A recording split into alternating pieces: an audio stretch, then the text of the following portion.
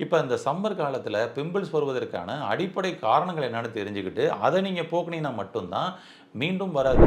First விஷயம் நீங்க பாருங்க, யாருக்கெல்லாம் பிம்பிள்ஸ் இருக்கோ அவங்களுக்கு கிரானிக் கான்ஸ்டிபேஷன் இருக்கும். மலச்சிக்கல் இருக்கும்.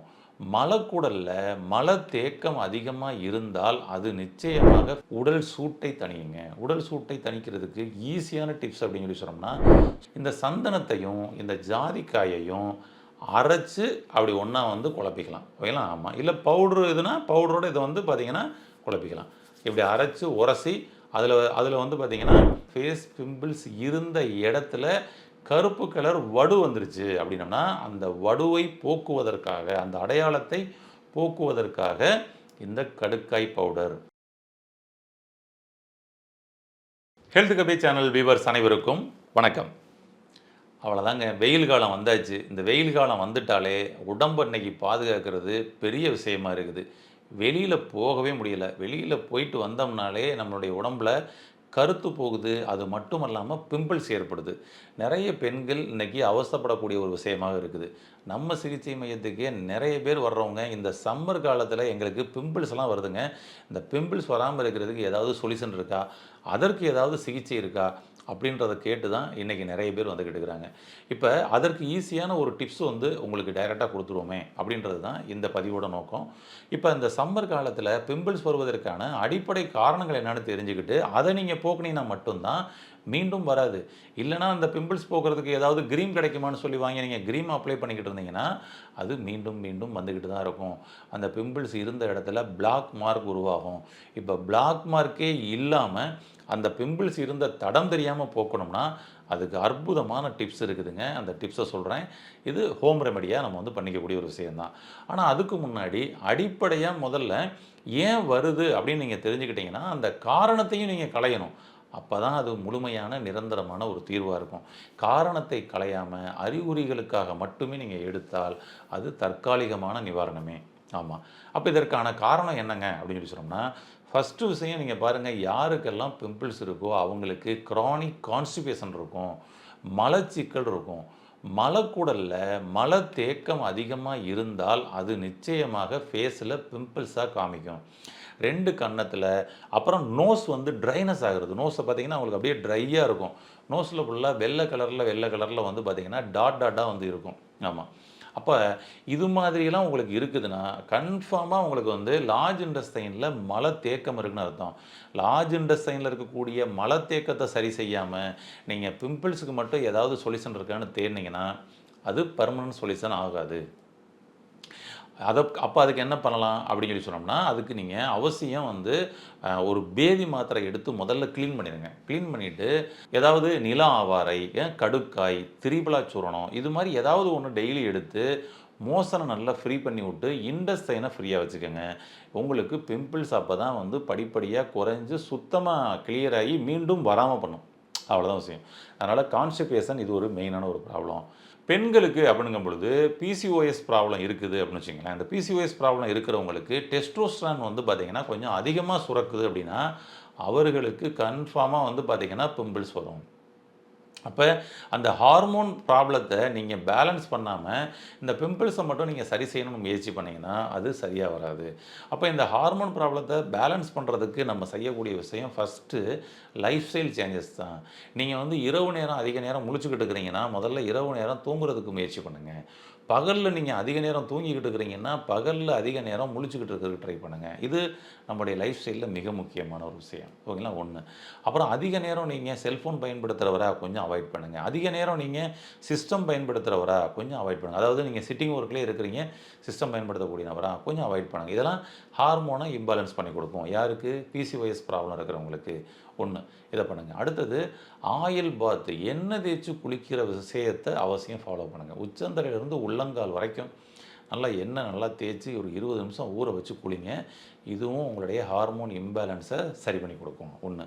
அதுக்கப்புறம் பாடியில் அதிகப்படியான ஹீட்டுனால ரத்தத்தில் இந்த வெப்பம் வந்து பரவப்பட்டு அது உங்களுக்கு ஃபேஸில் வந்து பிம்பிள்ஸ் ஏற்படுத்துவதற்கான வாய்ப்புகள் இருக்குது.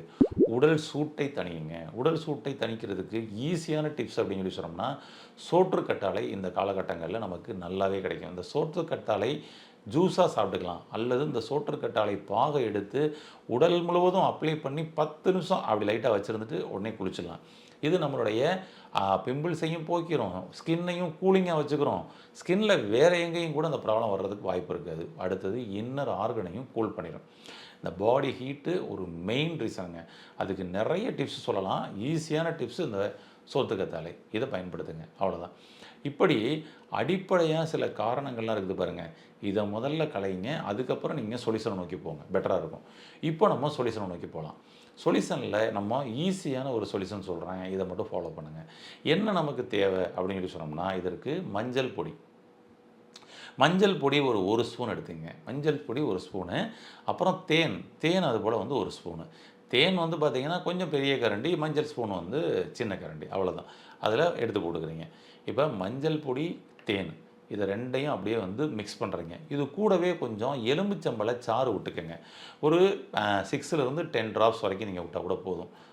விட்டுட்டு இதை அப்படியே வந்து கலருங்க. அதாவது அதை வந்து ஒன்று சேருங்க. ஓகேங்களா? ஆமாம். அதை அப்படியே குழப்பி அதை எடுத்து நம்மளுடைய ஃபேஸில் பிம்பிள்ஸ் இருக்கிற இடத்துல நீங்கள் அப்ளை பண்ணுங்கள். ஒரு நாளைக்கு 1 முறை பண்ணால் கூட போதுங்க. 2 முறை பண்ணாலும் தப்பு இல்லை. அதாவது ரொம்ப அதிகமாக இருக்குன்னா நீங்கள் 2 முறை கூட பண்ணிக்கலாம். மீடியமாக தான் இருக்குன்னா ஒரு நாளைக்கு 1 முறை கூட பண்ணிக்கலாம், போதும்.